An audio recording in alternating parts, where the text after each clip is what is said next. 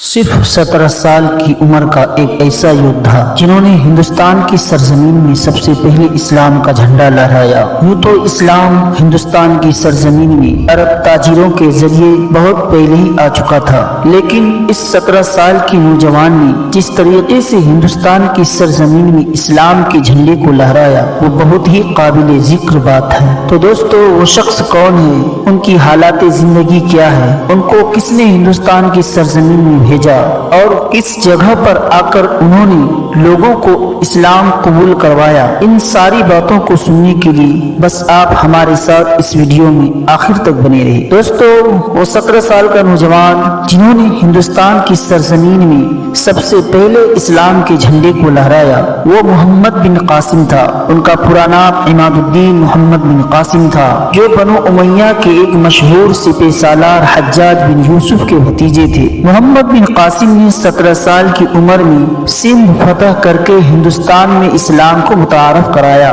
उनको इस अजीम फतह के बाइस हिंदुस्तान और पाकिस्तान के मुसलमानों में एक मसीहा का एजाज हासिल है और इसीलिए सिंध को बाबुल इस्लाम कहा जाता है, क्योंकि हिंदुस्तान पर इस्लाम का दरवाजा यहीं से खुला। मोहम्मद बिन कासिम 31 दिसंबर ईस्वी 695 में ताइफ में पैदा हुए।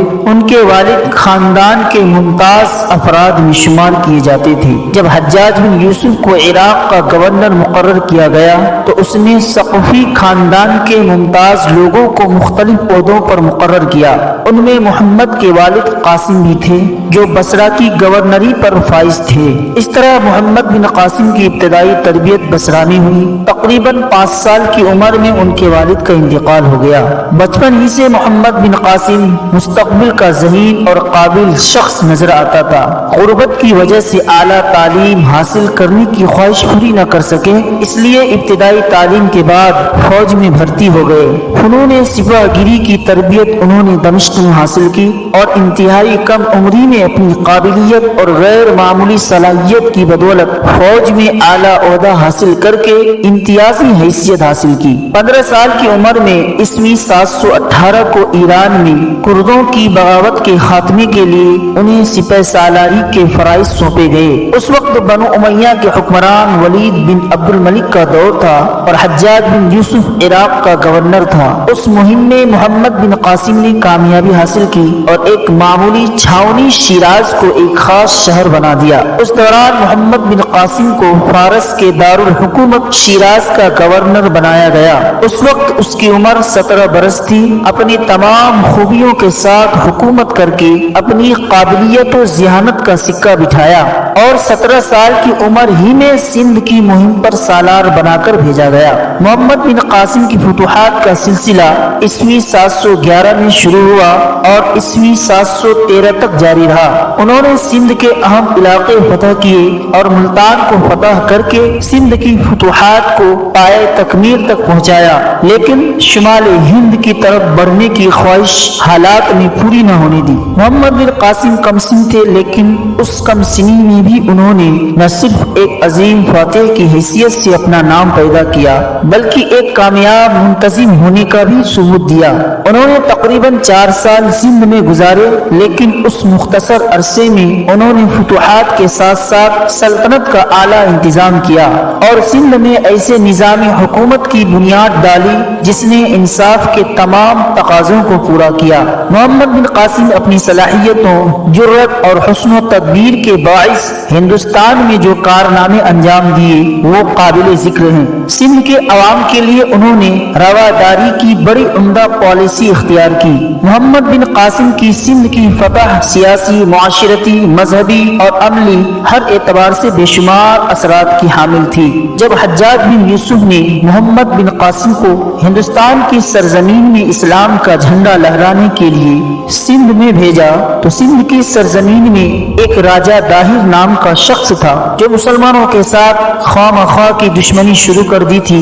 22 हिजरी में मुसलमान मुजाहिद ایران فتح کرنے کے بعد مکران پر حملہ آور ہوئے تو سندھیوں نے ان کی بھرپور مخالفت کی۔ مسلمانوں نے سندھ اور مکران کے متحدہ لشکر کو شکست دی، لیکن اس وجہ سے مسلمانوں اور حکومت سندھ کے درمیان عناد کا بیج بویا گیا۔ باہمی دشمنی کی فضا کو راجہ داہر نے برقرار رکھا، اور جب مکران میں ایک سردار محمد علافی نے مکران کے گورنر کو قتل کر کے سندھ کی راہ لی تو راجہ داہر نے اسے اپنے ہاں پناہ دی اور اپنی فوج میں اسے عہدہ بھی دیا۔ راجہ داہر چونکہ متعصب ہندو اور برہمن زیادہ تھا، اس لیے اس نے بدھ مت کے پیروکاروں پر بے پناہ مظالم ڈھائے اور بزور شمشیر ان کو مٹانے کی حکمت عملی اختیار کی۔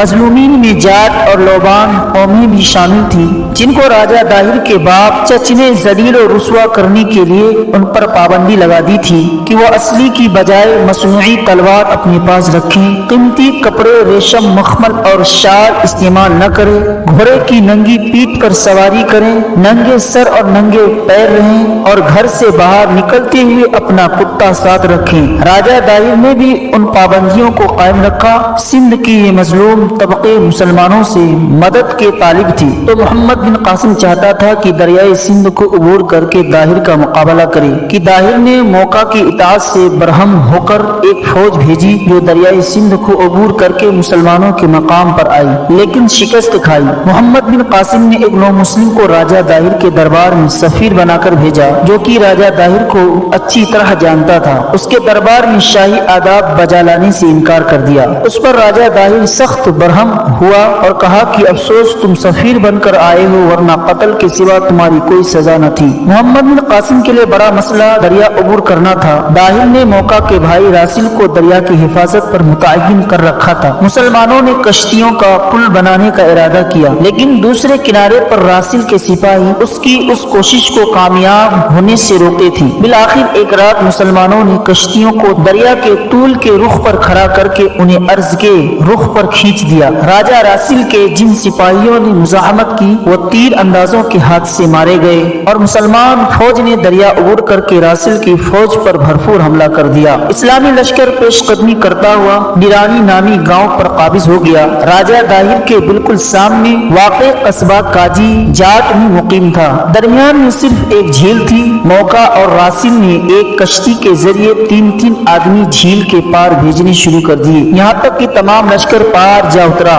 راجہ نے اپنے اہل و عیال کو دراور کے قلعے میں بند کر دیا اور خود لڑائی کی تیاری کی۔ راجہ داہر 100 ہاتھیوں، 10,000 زرہ پوش سوار اور 30,000 پیدل فوج کے ساتھ دریائے سندھ کے کنارے مقابلہ پر آیا۔ 4 دن تک مقابلہ جاری رہا۔ منہ زور ہاتھیوں کے سامنے مسلمانوں کا زور نہ چلتا تھا۔ آخر 5ویں دن مسلمانوں نے پچکاریوں کے ذریعے آتش گیر مادہ ہاتھیوں پر پھینکنا شروع کیا، جس سے وہ بھاگ کھڑے ہوئے۔ راجہ داہر کا ہاتھ بھی میدان سے بھاگا، لیکن راجہ داہر ہاتھی سے اتر کر پیادہ لڑتا رہا، یہاں تک کہ ایک عرب نے اس کا کام تمام کر دیا۔ اس کے مرتے ہی فوج قلعہ داور کی طرف بھاگ گئی۔ اس معرکہ میں محمد بن قاسم کی کل فوج 15,500 تھی، جن میں 4,000 سندھی جاٹ بھی شامل تھے اور 3,000 فوج موقع کی تھی۔